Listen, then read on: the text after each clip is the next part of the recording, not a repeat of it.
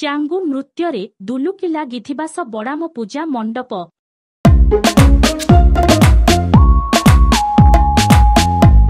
ଚାଙ୍ଗୁ ନୃତ୍ୟର ତାଳେ ତାଳେ ଝୁମିଲେ ଦର୍ଶକ।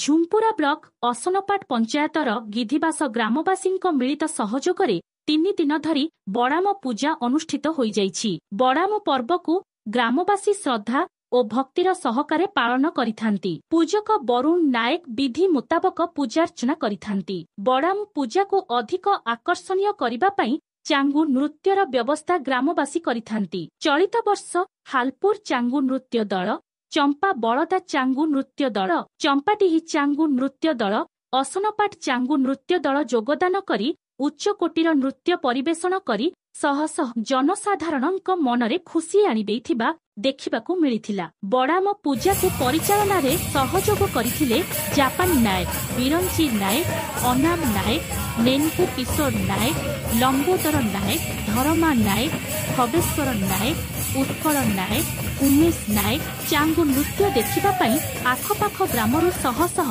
ଜନସାଧାରଣ ଯୋଗଦାନ କରିଥିବା ଦେଖିବାକୁ ମିଳିଥିଲା। କେନ୍ଦୁଝର ଜିଲ୍ଲା ଝୁମ୍ପୁରା ବ୍ଲକରୁ ଜେଥୁରାମ ମହାକୁଳଙ୍କ ରିପୋର୍ଟ, ବୈତରଣୀ ଖବର।